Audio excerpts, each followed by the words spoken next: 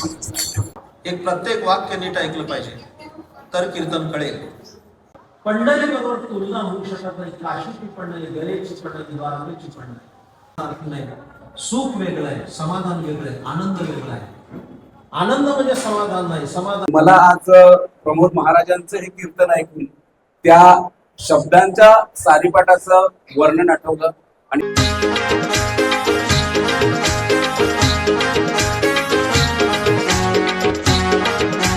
नमस्कार मित्रांनो, कोली असं बोल या युट्यूब चॅनलवर आपलं स्वागत आहे. मी निनाद पाटील आणि अर्थातच आपल्यापर्यंत व्हिडिओ पोहोचवणारा प्रसाद मेहर. मित्रांनो, मुरबाड येथील सासणी गुरुपीठ आणि या सासणी गुरुपीठाची वारीची परंपरा आणि पंढरपुरात असलेला श्रीराम मठ आणि या श्रीराम मठात गेली 38 वर्ष कीर्तन सेवा देणारे प्रमोद महाराज. म्हणजे मी खूप सारे कीर्तनकार पाहिले, ऐकले, पण मराठी साहित्यावर विशेष व्यासंग असणारं हे व्यक्तिमत्व. अगदी त्यांचं कीर्तन ऐकताना मला शिवशाहीर बाबासाहेब पुरंदरे यांच्या शिवचरित्रातील एक उतार आठवतोय की इंद्रायणी काठी 4 भावंड सरस्वती मातेसोबत शब्दांचा सारीपाठ कळत होती आणि या शब्दांचा सारीपाठ मला प्रमोद महाराजांच्या मुखातून अगदी पंढरपुरात बघायला मिळाला. आणि सगळे मग अर्नाळा, चिखलडोंगरे, कळंब या गावातील असलेले भक्त या ठिकाणी तल्लीन झाले होते आणि हे सगळं तल्लीनतेने सुरू असताना एके ठिकाणी भोजनाचीही तयारी सुरू होती. ही एक वेगळी अनुभूती आहे, बघाच.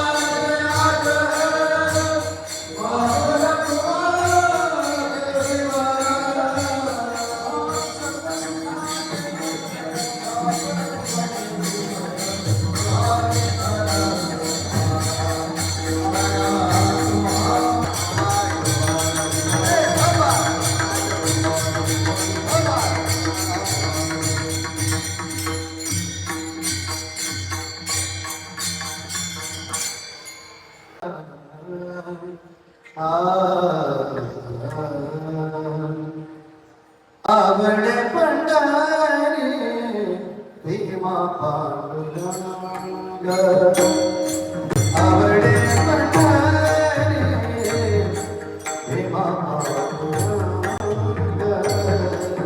आवडे पंढरी भीमा पांडुरंग, आवडे पंढरी भीमा पांडुरंग.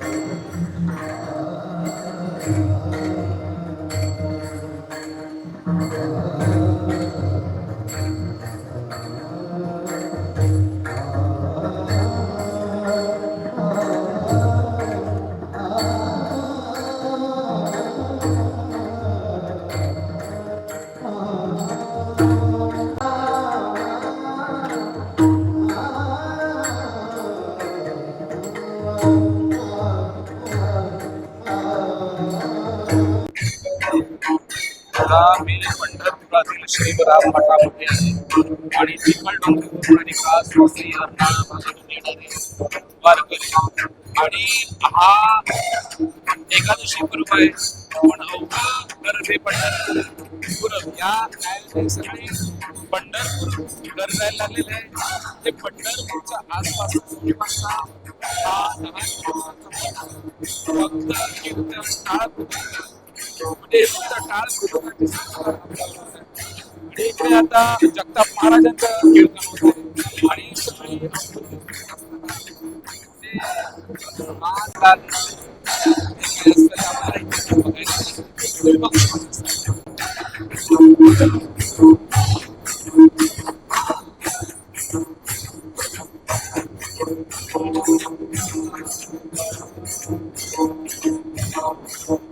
जवळपास 700-750 आपली वैभवशाली सण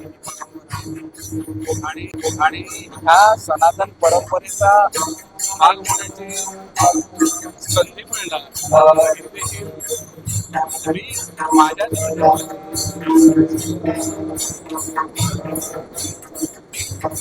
उदंड पाहिले उदंड ऐकिले उदंड वर्णिले क्षेत्र महिमे पण ऐसी चंद्रभागा ऐसा भीमातीर ऐसा विटेवर देव कोठे. जगामध्ये अनेक तीर्थक्षेत्र आहेत. इकडे लक्ष द्या. एक प्रत्येक वाक्य नीट ऐकलं पाहिजे तर कीर्तन कळेल. जगामध्ये काही तीर्थक्षेत्र कमी नाहीत. आपण सर्व तीर्थयात्रा करणारी मंडळी. कोण काशीला गेलाय, कोण गयेला गेलाय, कोण तिरुपती बालाजीला गेलाय, तर कोण रामेश्वरला गेलाय, तर कोण बद्रीनाथ केदारनाथ धाम करून आलाय. पण इकडे लक्ष द्या. माझं वाक्य नीट ऐका. ऐकण्यासारखं आहे. वाराणसी आहे, गया आहे, काशी आहे, अवंतिका आहे. या सप्त मोक्षदायीने असणाऱ्या सप्तपुऱ्या आहेत. बद्रीनाथ आहे, केदारनाथ आहे, खाली रामेश्वर आहे. पण ही सगळी तीर्थ आहेत. पण इकडे लक्ष द्या. मी काय सांगतोय, एक अक्षर सुद्धा इकडे तिकडे मी जाणार नाही. ही सगळी तीर्थ आहेत. याबद्दल आमचं काहीच दुमत नाही. याबद्दल दुमत नाही. ही सर्व तीर्थ ज्याच्या त्याच्या पद्धतीने श्रेष्ठ आहेत. याच्याबद्दल काहीच दुमत नाही. पण या भारतवर्षात असणारी बाकीची तीर्थ आहेत. आणि तीर्थाचा बाप पंढरी आहे. हा सगळ्यात फायदा गोष्ट आहे.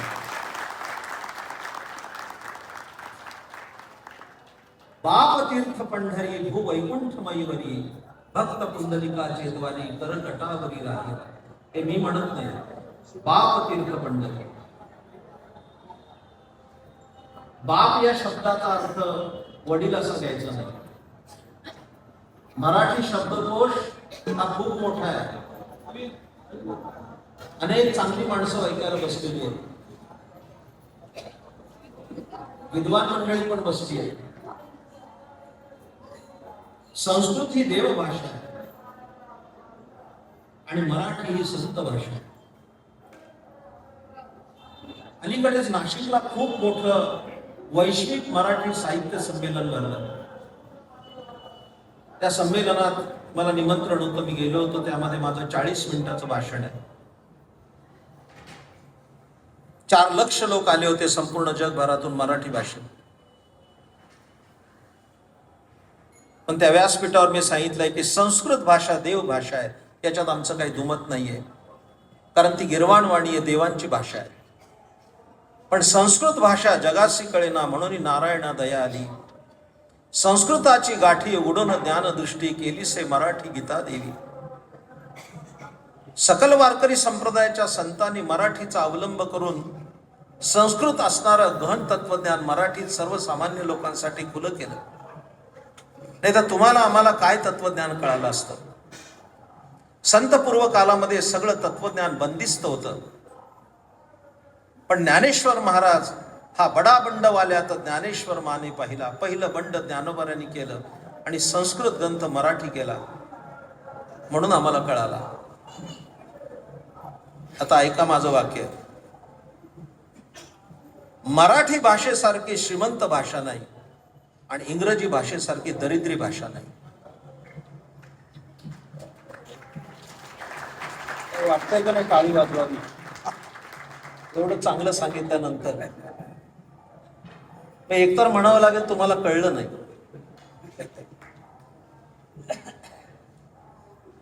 माहितीसाठी सांगतो दादा फक्त.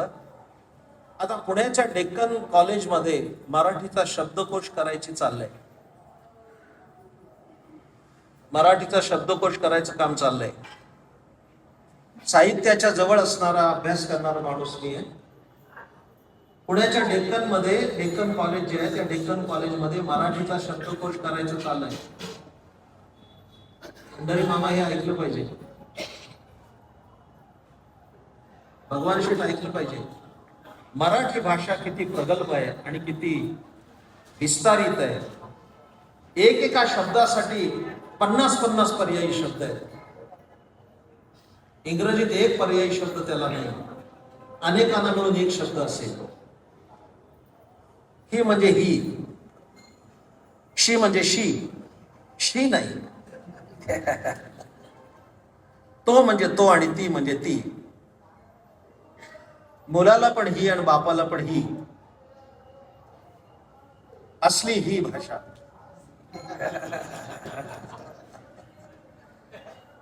पण मराठी किती प्रगल्भ आहे. माझे मित्र आणि माझे सुहृद पुण्याचे उत्तम व्यावसायिक असणारे शशीभाऊ काटे आज आलेत. माझं अत्यंत प्रेम आहे माझ्यावर.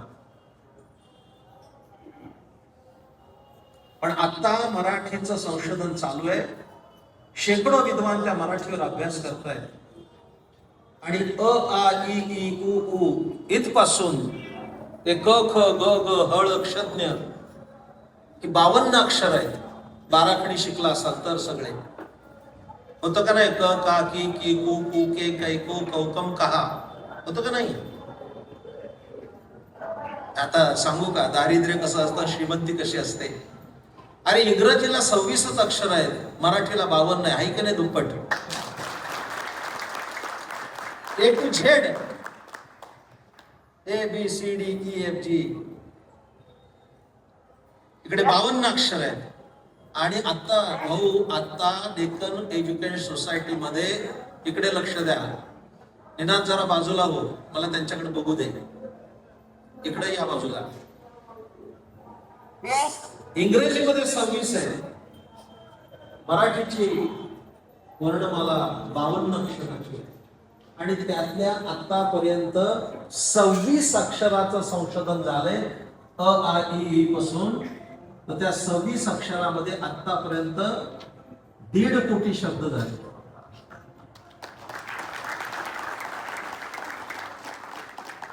एवढा मोठा शब्द होईल, त्याचे 12-15 खंड होती. एखादा माणूस मराठीच्या अभ्यासाला 16व्या वर्षी लागला तर कदाचित तो वैकुंठवासी होईल तरी शब्दकोश पुरा व्हायचा नाही. पण काहीची इंग्रजी तर विचारायचं कालच नाही. येस, नो आणि थँक्यू 3 शब्द खलास. आमच्या लहानपणी गोष्ट सांगायची. इकडचा मराठी येणारा इंग्लंडमध्ये गेला, जाताना त्याला शिकवलं तिथं गेल्यावर इंग्रजी बोलावं लागतं. 3 शब्द शिकून गेला, येस, नो, थँक्यू. आणि तिकडच्या ट्रेन मध्ये बसला आणि शेजारी एक मुलगी बसली, तिची पर्स हरवली. तर तिने ह्याला विचारलं माझी पर्स मिळाली का? तो म्हणला येस. तर ती म्हणली देऊन टाक मला. नो. 2 कानाखाली वाजवायला आणि थँक्यू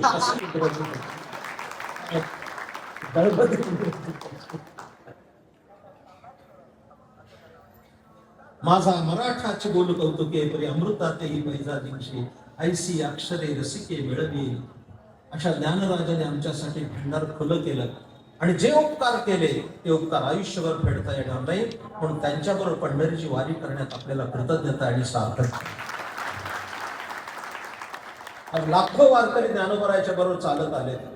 ऊन नाही, वारा नाही, पाऊस नाही, कशाची तमा नाही. कशा करता पंढरीला आले? आता मी काय सांगतोय, बाप वर्ण बोलत होतो. बाप या शब्दाचा अर्थ फक्त वडील असा होत नाही. बाप म्हणजे मोठं तीर्थ, बाप म्हणजे मोठा. बाप या शब्दाचे अनेक अर्थ सांगू शकेल. आता ते सांगत बसण्यात काही मजा नाहीये. बाप तीर्थ पंढरी भूवैकुंठ मयुरी, भक्त पुंडलिकाचे द्वारी कर कटावरी राहिला. पांडुरंग परमात्मा या ठिकाणी उभा आहे. तुकाराम महाराज आपली आवड सांगतात की मला काय आवडतं. आवड हाचा विषय आहे. आता थोडे लोक जे काही जाणकार बसले त्यांना एक वाक्य सांगून जातो, त्याच्यावरच माझी सगळी इमारत आहे पुढच्या कीर्तनाची. ते पहिलंच वाक्य नाही कळालं तर पुढचं काय सांगणार. दोन गोष्टी असतात. नाही सगळं कळालं तरी चालेल, एवढं वाक्य कळालं तरी पुरेसं आहे. दोन गोष्टी असतात. प्रत्येकाला एक आवड असते आणि दुसरी गरज असते. पण काय झालं, अनेक लोकांचं सगळे शब्द समानार्थी करून टाकले. पण सगळे शब्द समानार्थी नाही. सुख वेगळं आहे, समाधान वेगळं आहे, आनंद वेगळा आहे.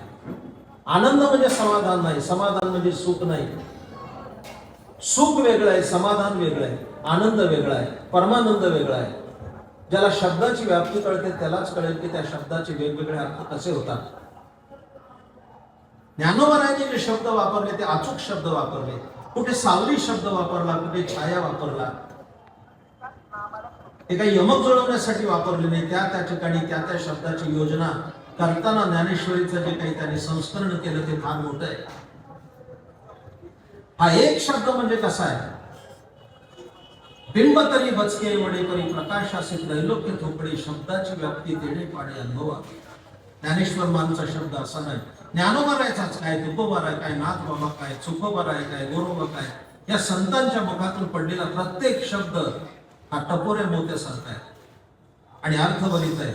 नुसता अर्थभरित नाही, त्या शब्दाला समुद्राच्या खोलीचा अर्थ आहे. समुद्राहून अर्थभरित आहे. तुम्ही सगळे समुद्र तटाके राहणारे लोक, पण इथला समुद्र लहान आहे. अरबी समुद्र खूप छोटा आहे, पण प्रशांत महासागर, अटलांटिक महासागर, पॅसिफिक महासागर हे अजस्त्र महासागर आहे. त्याची खोली अजून मोजता आली नाही. अजस्त्र प्रशांत महासागराची खोली जशी मोजता आली नाही, तशी ज्ञानोबराच्या शब्दात सुद्धा मोजता येणार नाही. इतके ते अर्थ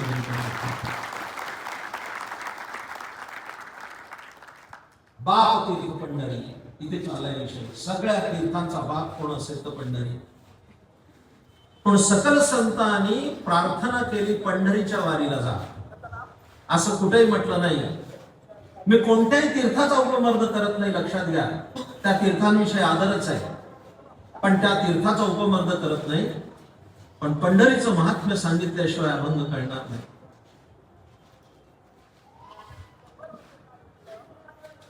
वाराणसी गया पाहिली द्वारका, वाराणसी गया पाहिली द्वारका, वाराणसी गया पाहिली द्वारका, वाराणसी गया पाहिली द्वारका, आत्मयता पंढरीचा, पंढरीचा परिणयता पंढरीचा, पंढरीचा.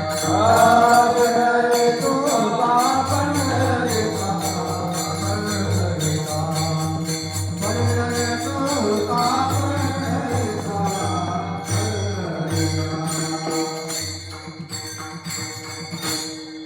तुकोबा म्हणाले मी वाराणसी पण बघितली, म्हणजे काशी पण बघितली.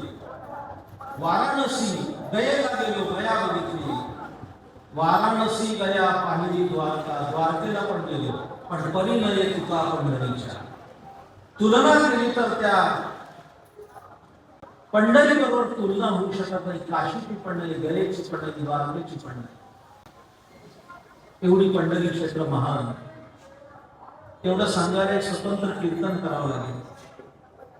आपण सगळे पंढरी क्षेत्राला आलो. एक मला मुद्दा सांगायचा आहे.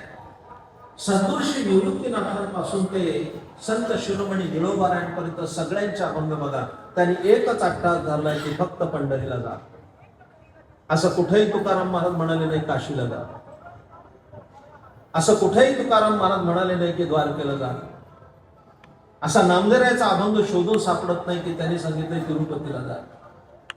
ही तीर्थ आहे, त्याने तीर्थाला जावं, पर्यटन करावं, त्याच्याबद्दल आमचं काही दुमत असण्याचं कारण नाही. पण पंढरी क्षेत्र इतकं महान आहे की ज्या ठिकाणी पांडुरंग परमात्मा भीमा तटाती उभा आहे. आता एक एक सांगतो. या सकल संतांना काय आवडतं त्याचा उत्तम अभंग हा आहे. काय आवडतं म्हणून वाक्य सांगत होतं, थोडा डायव्हर्ट झालो, थोडे बाजूला गेलो काही कारणामुळे. ते वाक्य फार मोठं आहे. आवड आहे आणि गरज आहे. तुलनात्मक दृष्ट्या त्याचा विचार करा. मला पण आवड आहे, तुला पण आवड आहे. मला पण आवड आहे, तुम्हाला पण गरज आहे. गरज वेगळी आणि आवड वेगळी.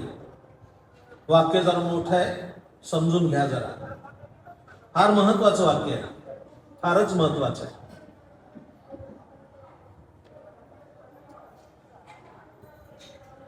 आम्हाला गरज आहे.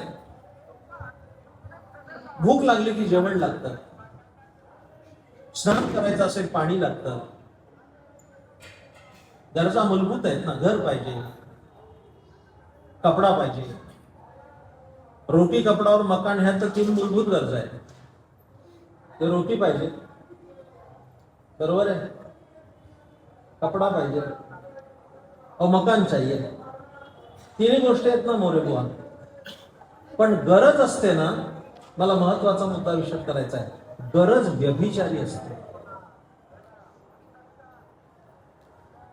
आणि आवड अव्यभिचारी असते. गरजेला काही पण चालतं, आवडीला नाही चालत. विचार करून बघा. भूक लागली, भात चालेल. भूक लागली, भात नाहीये, भाकरी चालेल. भूक लागली, भाकरी नाही, भातही नाही, वडापाव चालेल. आता काहीच नाही, ठीक आहे, आज वडापाव. वडापाव पण भेटला नाही, मिसळ. आता सगळे मधल्या सुट्टीत आले की चापून सगळे. सकाळच्या 20व्याला वडा मिळाला, वडा. मिसळ मिळाली, मिसळ. एक आपली मराठी भाषा समृद्ध आहे म्हणालो. मराठीत एक फार सुंदर म्हण आहे, भुकेला कोंडा निजेला धोंडा, अशी एक म्हण आहे. तुमच्याकडे आहे का वसेल? भुकेला कोंडा. भूक लागली तर श्रीखंडपुरी पण चालते, नाही मिळालं तर कोंडा पण चालतो. निजेला धोंडा. झोप आली, काय फॉर्मची गादी पाहिजे असं नाही. झोप आली नसेल आणि फॉर्मची गादी असेल तर उपयोग नाही. आणि झोप असेल, दगड जरी उशाला मिळाला तरी झोप लागते. गरज व्यभिचारी असते, आवड व्यभिचारी नसते. एखाद्याला जर गुलाबजाम आवडत असतील, जिलेबी, रसगुल्ला, रसमलाई, बुंदीचा लाडू आणि गुलाबजाम ठेवले ताटात, काय उचलेल तो गुलाबजामच उचलेल. कारण आवड आहे. आवडीला व्यभिचार चालत नाही. ती म्हणजे तीच लागते वस्तू. बाकी सगळीकडे व्यभिचार तुम्हाला गरजेपोटी दिसेल. पांडुरंग ही वारकऱ्याची आवड आहे. पांडुरंगाशिवाय त्याला काय माहिती नाही. आणि कांची स्तुती आम्हा ब्रह्म हत्या एका वाचोनिका पांडुरंगा एका वाचोनिका पांडुरंगा एका वाचोनिका पांडुरंगा आणि कांची आम्हा ब्रह्म हत्या एका वाचोनिका पांडुरंगा एका वाचोनिका पांडुरंगा एका वाचोनिका पांडुरंगा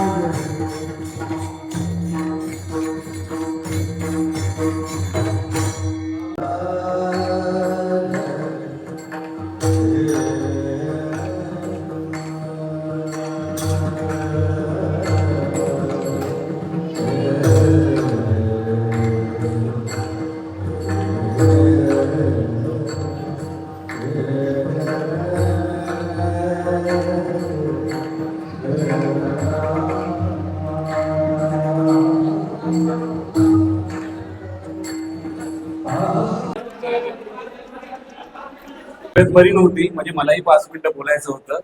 हे सगळं रेकॉर्ड होतंय आपलं.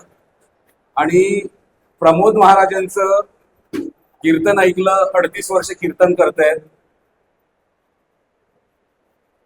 शिवशाहीर बाबासाहेब पुरंदरेचं एक वाक्य आहे, म्हणजे आणि त्यांनी ज्ञानेश्वर माऊलींचं वर्णन केलेलं आहे की इंद्रायणीच्या काठी ज्ञानेश्वर माऊली आणि त्यांचे 3 भावंड आणि त्यांच्यासोबत शब्दांचे सारीपाठ खेळत होते. आणि मला आज प्रमोद महाराजांचं हे कीर्तन ऐकून त्या शब्दांच्या सारीपाठाचं वर्णन आठवलं. आणि मला वाटतं की साक्षात सरस्वती माताच त्यांच्या जिभेवर आज आपल्यापर्यंत पोहोचवते. मला ह्या माध्यमातून विचारायचं आहे की आज आपण एक तरुण पाहिला, त्यांनी गळ्यात माळ घातली. या नामसंकीर्तनाचं महत्व महाराष्ट्राला काय दिलं? आम्ही नामाचे धारक, नेणो प्रकार आणि सर्व भावे एक विठ्ठलची प्रमाण. वारकरी संप्रदाय हा महाराष्ट्राचा प्रधान भक्ती संप्रदाय. संत श्रेष्ठ ज्ञानेश्वर महाराजांपासून ते संत श्रेष्ठ तुळोबारायांपर्यंतची संत परंपरा, त्या परंपरेनं आम्हाला नाम दिले. कारण परमात्मा प्राप्तीची जी अनेक साधनं आहेत त्यात काही सूक्ष्म आहेत आणि काही दुस्तर आहेत. कर्मासारखं सूक्ष्म आणि योगासारखं दुस्तर या वाटा वारकरी सांप्रदायिक संतांनी मोडून काढल्या. मोडून या वाटा सूक्ष्म दुस्तर आणि केला राज्यभार चाले ऐसा म्हणून योग आणि कर्म यांच्या वाटा मोडून टाकल्या आणि नामाचा राजमार्ग तुम्हा आम्हासाठी खुला केला. म्हणून एक गावी आम्ही विठोबाचे नाम आणि गावे काम नाही आता. धन्यवाद. धन्यवाद. अमृतातेही पैजा जिंकणारी मराठी भाषा. आपल्या सगळ्या साधू संतांनी प्रबोधनाचंच काम केलं आणि ही कीर्तनाची परंपरा कशी चाललेली आहे आणि माय मराठीचा जागर अगदी 12-13व्या शतकापासून कसा पुढे चाललेला आहे हे आपण या कीर्तनाच्या माध्यमातून ऐकलं. आणि आजचं कीर्तन कसं वाटलं हे आम्हाला कमेंटच्या माध्यमातून अवश्य कळवा. आणि असेच नवनवीन व्हिडिओ पाहायचे असतील तर आपलं कोली असं बोल या चॅनलला सबस्क्राईब करायला विसरू नका. धन्यवाद.